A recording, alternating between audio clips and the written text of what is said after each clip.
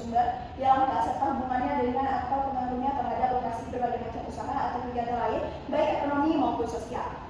Dalam pelajaran lokasi, berbagai kegiatan ahli ekonomi regional atau geograf terlebih dahulu membuat asumsi bahwa ruang yang dianalisis adalah datar dan kondisinya di semua arah adalah sama. Salah satu unsur ruang adalah jarak. Jarak menciptakan gangguan ketika manusia berhubungan atau berpergian dari satu tempat ke tempat lainnya. Next. Makin jauh jarak yang ditempuh, makin menurun minat orang untuk berpergian dengan asumsi faktor lain semuanya sama. Salah satu hal yang banyak dibahas dalam teori lokasi adalah pengaruh jarak terhadap intensitas orang berpergian dari satu lokasi ke lokasi lainnya. Analisis ini dapat dikembangkan untuk melihat bagaimana suatu lokasi yang memiliki potensi atau daya tarik terhadap batas wilayah pengaruhnya di mana orang masih ingin mendatangi pusat yang memiliki potensi tersebut. Hal ini terkait dengan besarnya daya tarik pada pusat tersebut dan jarak antara lokasi dengan pusat tersebut. Baik, selanjutnya adalah teori Central Price. Teori ini diperkenalkan pada tahun 1933. Tujuan utamanya adalah untuk menjelaskan bagaimana kota-kota tersusun dalam suatu wilayah serta bagaimana pusat pelayanan ekonomi terbentuk. Dalam teorinya, Risto mencoba menjelaskan 3 hal utama. Yang pertama, menjelaskan susunan ukuran kota, yaitu adanya kota besar, kota sedang, dan kota kecil. Yang kedua, menjelaskan jumlah kota yang ada dalam suatu wilayah. Dan yang ketiga, pola distribusi kota, yaitu bagaimana kota-kota tersebut tersebar dan melayani wilayah di sekitarnya. Teori ini juga menggunakan pendekatan geografis, di mana pola wilayah pelayanan dijelaskan dalam model tertentu dan menggunakan nilai K3 untuk menggambarkan sistem pelayanan antar kota. Selanjutnya, teori ini memiliki beberapa asumsi model, yaitu yang pertama, wilayah berupa dataran yang homogen, yaitu kondisi wilayah dianggap sama seperti semua tempat. Contohnya, tidak ada perbedaan seperti gunung, sungai besar, atau hambatan alam lain yang mempengaruhi lokasi pasar. Yang kedua, penduduk tersebar rata dan memiliki daya beli yang sama, yaitu jumlah penduduk dan kemampuan membeli barang dianggap sama di setiap wilayah. Contohnya, setiap desa memiliki jumlah penduduk yang relatif sama dan kebutuhan konsumsi yang hampir sama. Yang ketiga, pergerakan dapat dilakukan ke segala arah atau isometric surface. Artinya, di mana konsumen dapat pergi ke pasar dari arah mana saja tanpa hambatan. Contohnya, seseorang bisa pergi ke pasar ke arah utara, selatan, timur, atau barat dengan jarak dan biaya yang sama. Yang keempat, konsumen bertindak rasional untuk meminimalkan jarak dan biaya, yaitu konsumen akan memilih tempat belanja yang paling dekat dan yang paling murah biaya transportasinya. Contohnya, jika dua pasar menjual barang yang sama, maka konsumen akan memilih pasar yang jaraknya lebih dekat dari rumahnya. Melalui asumsi-asumsi tersebut, teori ini dapat menjelaskan mengapa kegiatan ekonomi dan perdagangan sering terkonsentrasi pada suatu pusat wilayah atau pusat pasar. Dengan asumsi yang sama dengan Steller, menurut Peter E. Lloyd, range adalah jarak maksimum konsumen masih bersedia menempuh perjalanan untuk membeli suatu barang. Penyebabnya adalah biaya transportasi, sehingga semakin jauh jarak maka biaya naik dan pembelian akan menurun. Contoh, harga telur Rp400 per butir. Dengan anggaran masyarakat untuk membeli telur sebanyak Rp2.000 per hari dan biaya transportasi sebesar Rp200 per kilometer untuk pulang pergi, maka dari jarak tertentu konsumen hanya dapat membeli sekitar 5 telur dalam jarak 1 km. Dalam jarak 2 km dapat membeli 4 telur. Dalam jarak 4 km 3 telur, 6 km 2 telur, 8 km 1 telur. Lalu threshold adalah luas pasar minimum yang diperlukan agar produsen dapat berproduksi tanpa mengalami kerugian. Dengan contoh sama, harga telur Rp400 per butir, biaya variabelnya Rp200 per butir, biaya tetap Rp10.000 per hari, dan keuntungan per telur adalah Rp200. Agar tidak rugi, maka produsen harus menjual minimal 50 telur per hari, atau disebut dengan break-even point. Ini adalah gambar luas jangkauan range dan threshold. Verifikasi barang berdasarkan frekuensi pembelian. Kelompok barang 1 dibeli setiap hari beras, gula, sayur. Kelompok barang yang kedua yaitu barang yang dibeli setiap kurang lebih 3 bulan sekali seperti pakaian dan sepatu. Kelompok barang yang ketiga yaitu barang yang dibeli kurang lebih 1 tahun sekali seperti TV, kulkas, meja. Kelompok barang yang keempat yaitu barang mewah seperti motor, mobil, dan perhiasan. 2. Konsep range dan threshold. Range yaitu jangkauan konsumen untuk membeli barang. Threshold yaitu jumlah minimum konsumen agar usaha tetap berjalan. Barang mahal memiliki range yang lebih luas dan threshold yang lebih besar. 3. Hierarki barang. Sini barang dikelompokkan berdasarkan tingkatan atau order. Semakin tinggi order, maka semakin tinggi order barang, maka wilayah pemasaran semakin luas. Order 1 ada barang mewah, order 2 barang tahunan, order 3 barang 3 bulanan, order 4 barang kebutuhan harian. Tahapan terbentuknya wilayah perdagangan. Pada awalnya wilayah perdagangan suatu komoditas berbentuk lingkaran yang memiliki pusat dan menunjukkan threshold jumlah minimum konsumen. Lingkaran ini tidak saling tumpang tindih. Yang kedua, kemudian muncul range jangkauan konsumen dari komoditas tersebut sehingga lingkaran boleh saling tumpang tindih.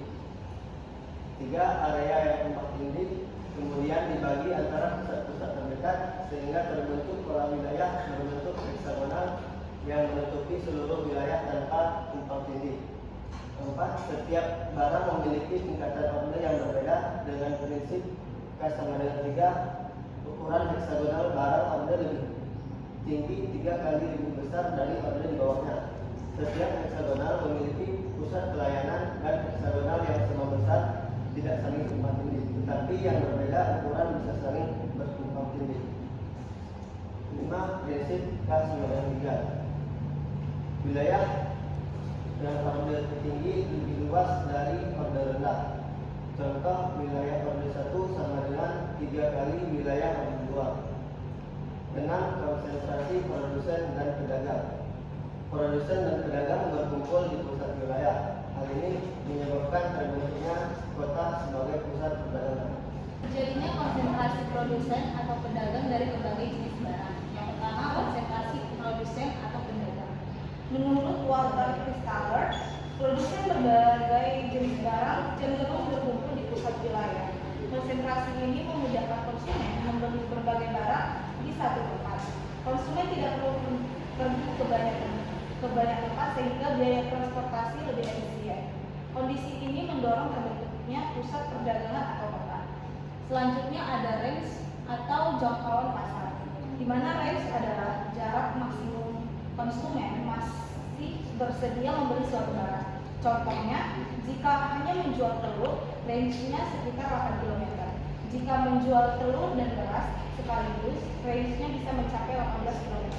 Hal ini terjadi karena konsumen dapat membeli beberapa barang dalam suatu perjalanan. Semakin banyak jenis barang tersedia, jangkauan pasar semakin luas. Next.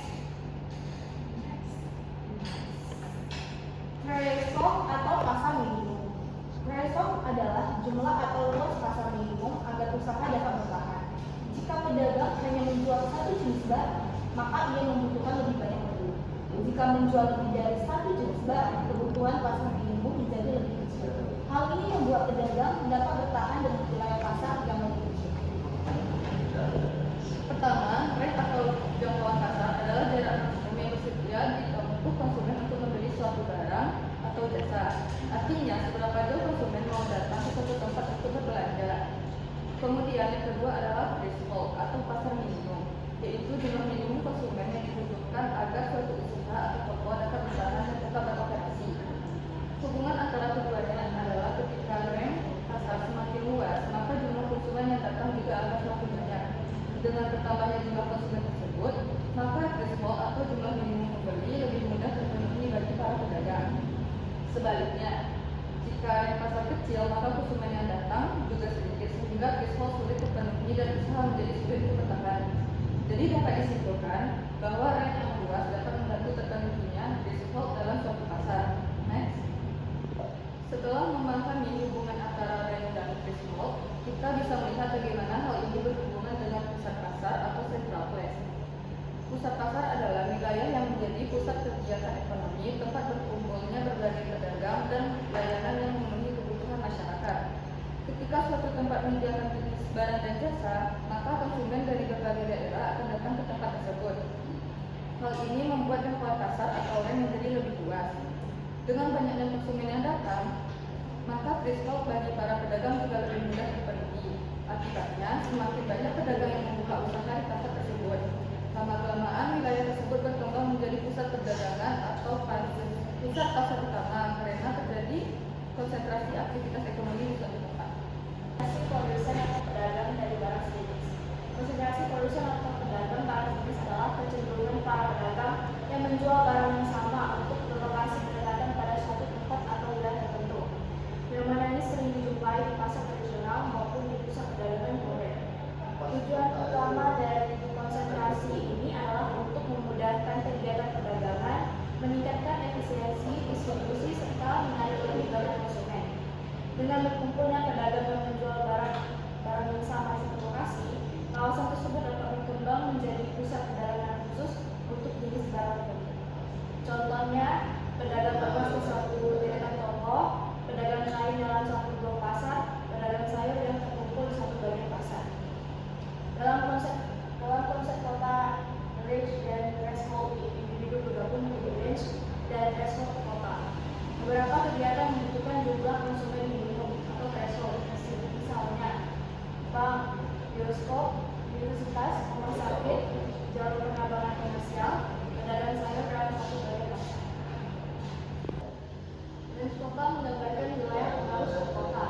Wilayah pengaruh kota berbeda-beda tergantung yang pertama jumlah fasilitasnya, yang kedua jenis pelayanan ekonomi, yang ketiga aktivitas yang tersedia di tempat tersebut. Berdasarkan fasilitasnya, kota dapat dibedakan menjadi kota metropolitan, kota besar, kota sedang, kota kecil, dan pusat perdagangan desa. Kecenderungan pedagang barang sejenis berlokasi berdekatan dapat dijelaskan melalui perilaku konsumen, yaitu konsumen dapat membandingkan harga antar penjual. Konsumen memiliki lebih banyak pilihan barang, konsumen lebih yakin barang yang dicari tersedia, dan mempermudah konsumen dalam mengambil keputusan pembelian. Nah, kesimpulan dari presentasi kami bisa disimpulkan bahwasanya kolaborasi antara daerah berperan penting dalam mendorong pemerataan pertumbuhan ekonomi di seluruh Indonesia. Pembangunan berkelanjutan dapat dicapai melalui pemanfaatan potensial lokal, penguatan infrastruktur, dan keterlibatan teknologi di setiap daerahnya untuk mewujudkan Indonesia yang berdaya saing di kancah global dan menjamin kesejahteraan seluruh rakyatnya. Diperlukan kerjasama antara pemerintah, swasta, dan masyarakat untuk bersinergi.